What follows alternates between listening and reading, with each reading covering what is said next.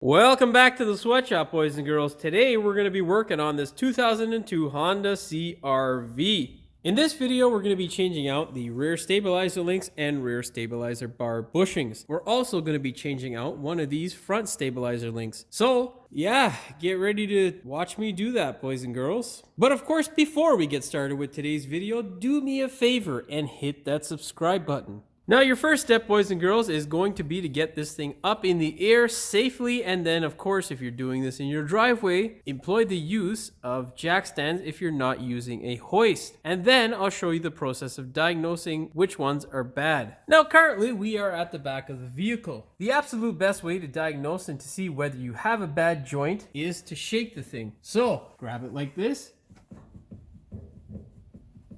You may be able to hear it on camera, but this guy here is knocking. That knocking sound is produced when the joint in here wears out. With our car, we also have bad bushings, which will also cause the same sort of knocking sound. How you can test that is by having it up on the hoist or jack stands like this, and you can see there that movement shouldn't be there. Now, of course, those noises shouldn't be there. The reason why they are there is obvious because the joint and the bushings are loose. Sometimes when you jack a vehicle up, these two components can lead you to misdiagnose what an issue may be because they are in a different position as compared to when they are usually on the floor. When you shake them on the hoist, what that essentially means is that you won't have any play from this area here or from the joint because they are in a slightly different position that isn't worn down. So sometimes on vehicles, if you can, you have to crawl under the vehicle without putting it up on a jack or hoist and shake those joints to see whether they are actually bad or not. Of course, generally, you should be able to diagnose this stuff really easily, but sometimes there are a few cars out there that can make your life a real pain in the ass. Anyhow, with that being said, you can see, boys and girls, this is of course bad. Now, what would it sound like if you're driving along and you hear these noises? Well, essentially,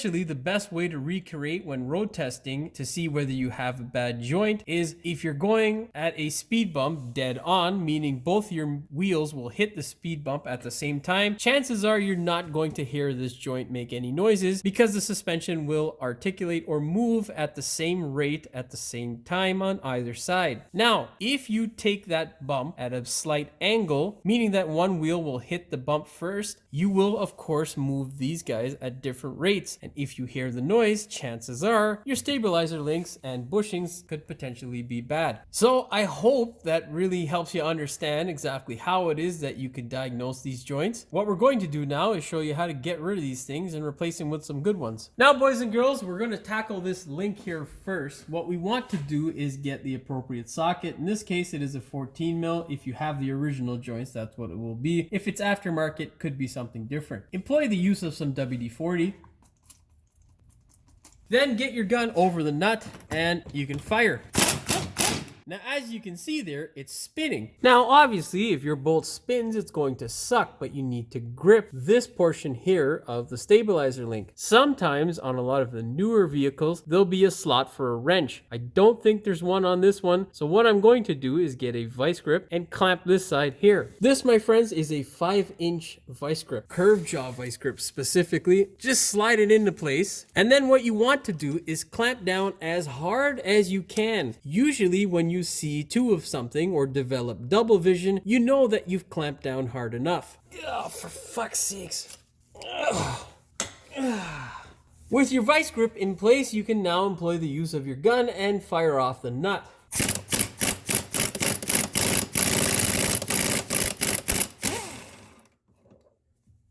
Now, luckily, it has come apart. Usually in the Rust Belt, this sort of thing doesn't happen. So what other solutions can you do? Well, boys and girls, the nice thing you can do is turn your gun to the other direction. Fire it as though you are tightening it, and hopefully this guy breaks. If that doesn't happen, then what you can do is get a ginormous pry bar, break this end off of the link. When you get that end off of the link, it'll expose the ball. Then you get a really big vice grip and clamp that that ball, and then you can remove this stupid stud. Of course, you can always employ the use of heat, but generally you're going to end up burning that rubber, which stinks. So that's why I generally try to just break them off instead of heating them up, because heating them up is disgusting when you catch the rubber portion or plastic portion in here on fire, and then you have to smell that shit. It's gross. Ugh. Whatever. With the nut out of the way, you can go ahead, remove your vice grip. Do it carefully because these guys like to rebound and smash your goddamn hands, which really sucks. Then move the bottom portion of the stabilizer link out from the control arm. Sometimes I think I should just show you the process instead of rambling on. What to do, boys and girls. Then repeat the process for the other nut. Of course, make sure that you do these one at a time, specifically for the Honda, because left and right are different. They are not the same. And if you mix them up somehow, you'll prematurely wear out the brand new joints that you're putting in there. Double vision. And now employ the use of your impact gun.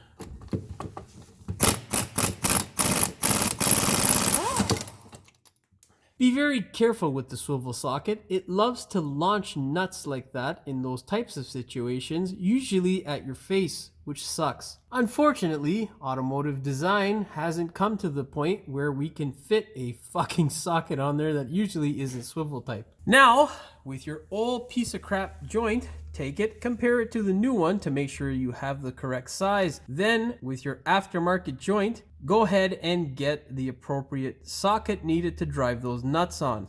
In our case, it is a 16 mil socket that is needed for those brand new nuts. Now, here's a word of advice, boys and girls. A lot of people make this mistake and they somehow put these in backwards on a lot of applications. I think it's almost impossible to do it here, but no, it's not actually. I guarantee you I'm going to see someone put them in like this one day, which is not the right way. Be very careful with the way you put these in. Make sure you put them in the way they came out, because essentially what that will do is lead to longevity for the part that you're installing. Of course, if you incorrectly install a part, it will most likely be damaged and shorten the lifespan of that part. So slide it into place and then thread your brand new nuts on. Thread it on as far as it'll go and then do your bottom nut. Now, of course, these are lock washers. You can see that is indicated by that gray plastic piece that is in the middle of the nut. So most likely, if you try to hit it with your gun, it's going to spin. If it does spin, you're going to have to do what I'm going to have to do, which is get a 16 millimeter wrench and a hex nut on a ratchet. The appropriate hex socket for your particular application, of course, and then thread it on by hand. What you're going to do is place your ratchet wrench on and then get your socket and Allen wrench or Allen socket combination on, and then you're going to hold the studded portion stable with the ratchet and use the wrench to tighten up the nut. That's the best way to do it. That way you're not consistently rotating the joint and slowly wearing it out.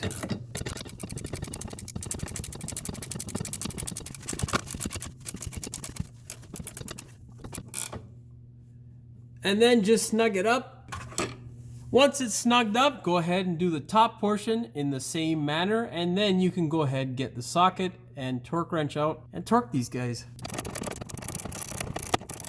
Now we can go ahead and torque these things to 29 foot-pounds or 39 Newton meters.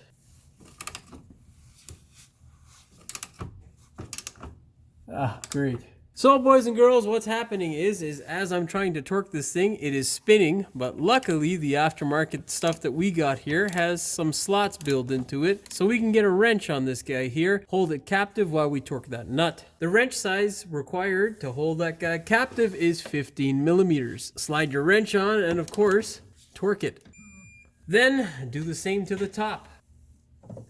Turn it until you can get your wrench into place and then torque it. There you go, boys and girls. Your stabilizer link is now installed and we are good to go. You can hear there's no more knocking from this guy. But this guy here, we can't say the same for. Okay, that knocking is my hoist. not the part. Only remedy for that is to change out those bushings. So what we're going to need is a 12mm socket to fit over this guy here and this guy here. Of course, it probably just all looks like one giant clump of rust. That's what most cars in the Rust Belt look like, boys and girls. Now again, hit it with some WD-40. So far, I have been getting lucky. Most of the nuts and bolts on this CRV have been coming loose, so pray to God that I have the same luck continue, because otherwise I'll be showing you how to drill out some bolts, and I'm not really in the mood to do that today. Hit it! Oh no.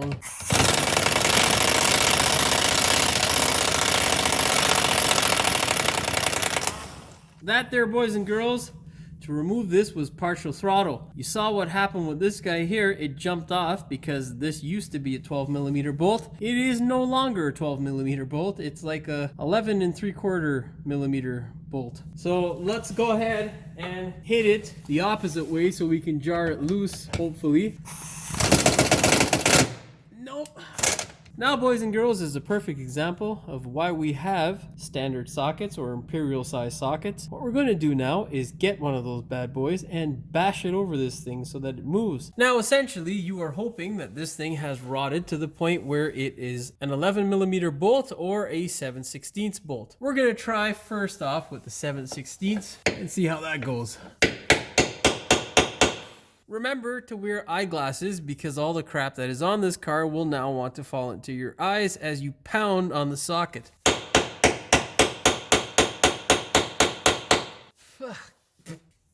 Also, it'll try to jump into your mouth. Once you have the socket as far on as you can get it, go ahead and first try and tighten it up. Once you get a little bit of movement, you can then go ahead and reverse the process.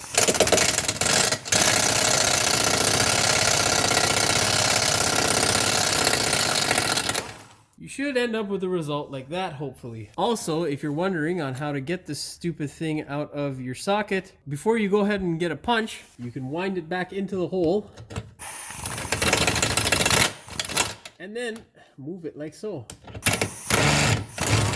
There you go, boys and girls. That's your tip of the day. Now do the other side. Now, of course, with the other side down, your whole assembly is going to want to drop. When it does, what you're going to do is twist this bracket like so. As you can see, it's super loose, which is not normal. You're going to slide this top bracket off like so, which will expose the actual rubber piece, and then just peel it off the bar. Now, the key thing for success here is to visually inspect the bar. Make sure that the bar isn't rotted away or considerably smaller than what the stock size is. If it is, you may need to replace your bar altogether. It's a very rare occurrence, but it does happen. Now, go ahead and get your new bushing. Now, generally with the new bushings, it is not a good idea to employ the use of grease. The reason is because grease doesn't usually work very well with rubber. Of course, this is dependent upon the type of rubber, the type of material that you're using, and whether it requires grease. There are some joints that do require grease. Okay, enough rambling on about that. Slide it into place, of course. And then what you want to do is take your bracket and put it back on, like so. Of course, make sure that the bushing sits nicely in the bracket. This should be a nice tight fit. If it is not a tight fit, you're going to end up having a bit of that play and possible knocking sound in your near future. Now, of course, repeat the process on the other side. Now, of course, we had to replace one of these bolts because, as you saw, it decided to not be a 12mm bolt head anymore and be an 11mm. Of course, that is the layman's term for what this bolt is. In actuality, what it is an M8 by 1.25 pitch metric bolt. So when you go to your parts counter, you have to identify it as such so that you can get one. Most times, if you go to a local shop, they'll have a bucket of bolts like I do kicking around and you can just get them. It's fine. But make sure when you try to match it up as closely as possible so that you have the same amount of torque value applied and it functions in much the same way as the bolt that decided to let you down. Okay, boys and girls, let's put it all back together. Okay, boys and girls, go ahead, grab the bar and push it into place. Make sure you anti-seize your bolts before you put them back into use. Just try to get one threaded in there. Oh man, I look drunk on camera. Great.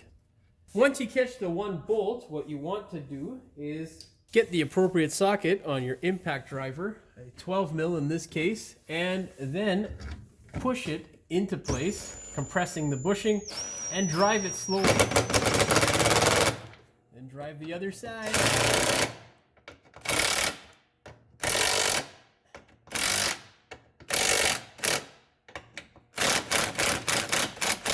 Keep going back and forth like that until you bottom out, and then you can go ahead and torque them. With everything back together, you can now torque these bolts to 16 foot-pounds or 22 newton meters. And that's that. We're good to go. Hopefully there's no more noises from the back of this thing. Now we can go ahead and deal with the front link.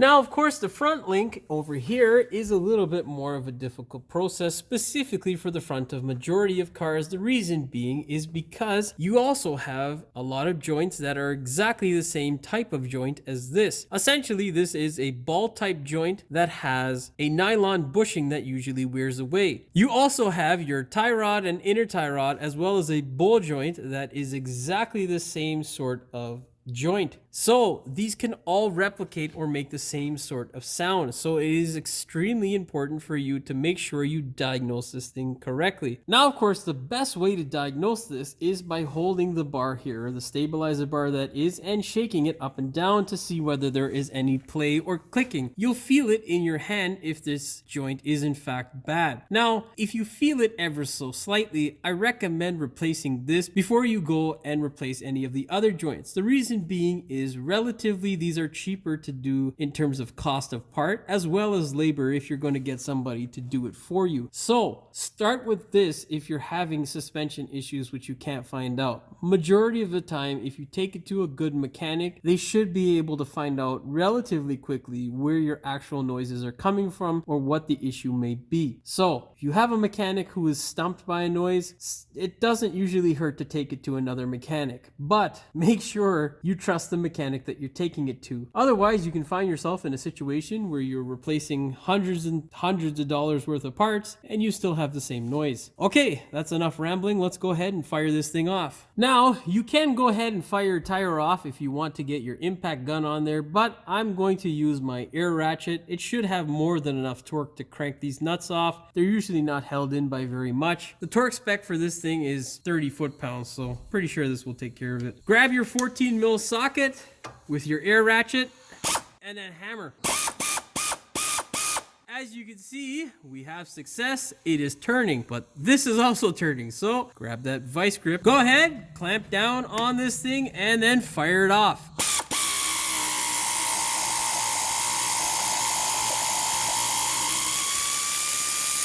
Now you may be wondering why it is I haven't sprayed any WD-40 in this area, and it's specifically because this thing had an oil leak that was pissing oil all over this side, so I don't need to. But of course, you should employ the use of WD-40 unless yours is leaking in much the same manner. Check out my other video, boys and girls, where I'll show you how to get rid of the oil leaks on this thing. Now you can see there, boys and girls, there is the nut. What you're going to do is take your air ratchet, sneak it in between the subframe and the lower control arm, place the socket over the nut, obviously, and then crank it.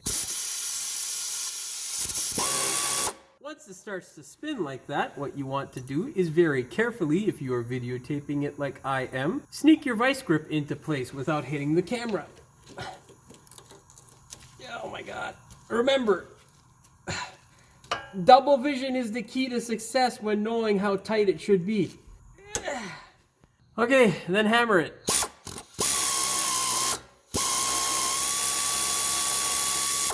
Okay, spectacular. All that's left for us to do is to pull out our stabilizer link.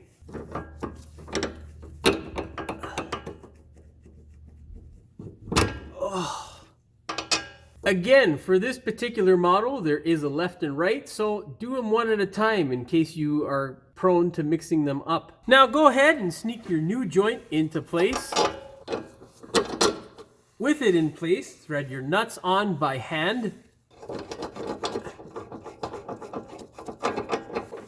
This camera gets in the way for a lot of things that would otherwise be a very easy job. Now, because I'm using an air ratchet, what I'm going to do, because this provides a lot more control as compared to my gun, I'm going to use my 15mm wrench in order to hold this top portion here so that it doesn't flutter around all over the place. When using the wrench to secure the studs so that you can drive on the nut, be very careful when using your air ratchet to drive it in, because you don't want it to twist and then you accidentally rip the boot. So just be aware of that when driving it in. That is the main reason why I don't use my impact gun to do the very same task, because it's very violent, of course.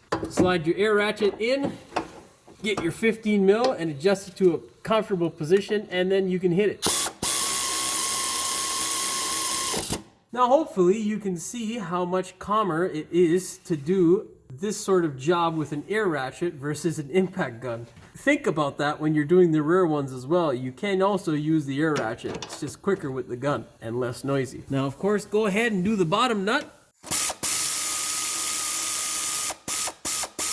Now get your torque wrench and torque those guys to 29 foot-pounds or 39 Newton meters. Well, that's that, boys and girls. Well, boys and girls, the only thing left to do is to take this thing for a test drive and make sure all the clunks are gone and that you've remedied the issue. If you haven't, just check it all out again. I'm pretty sure you'll find something else that's an issue. If you have, like me, well, pat yourself on the back, boys and girls. The only thing now that you got to do is like, share, and subscribe to the channel. Don't forget to hit the notification bell so you never miss one of my new videos. And as always, thanks for watching. We will see you in the next one. Specifically, we're going to be changing of course, before we get started with today that sounds like a mouthful, doesn't it? Of course, before we get started with today's video, do me a favor and hit that subscribe button so that I can get monetized. How am I fucking rambling so much today? God damn. Fuck that compressor. Because the suspension will articulate, meaning that what we're going to do now is to show when you get that lane. Oh, for fuck's sakes. That's a horrible angle. Don't hit the fucking camera. The nut, fuck. Let's just cancel that. The appropriate heck nut. Did I press the record? Did I take it off? Fuck. I didn't. I would have fucking wasted all that data, son of a bitch. Give me my fucking socket. This is what most cars looks like, or considerably small. It has a little section where it goes. That's too much fucking rambling. Why isn't this guy going up? Then, boys and girls, once you get it all snug and together, what you can do is, what the fuck am I saying? The customer's happy, because that'll make me happy, of course. That's so stupid. It's too fucking, sound like I'm having a fucking, I don't know. You also have your inner tie rod and tie rod on the front for the majority of vehicles, unless they're rear wheel steering. Aw, damn it. Where'd I put my vice grip? She's back there, son of a bitch. Oh, this compressor is a motherfucking whore. Check out my other video, boys and girls, where I'll show you how to get rid of the oil leaks on this fucking thing. You're going to take your air ratchet, sneak it in like so, and then obviously get your nut and get your socket over the nut, for fuck's sakes. Sneak your vice. Oh god. When doing this, you won't, I should get that in camera first. Oh fuck, my old compressor. Well, boys and girls, the only thing left for you guys to do fuck.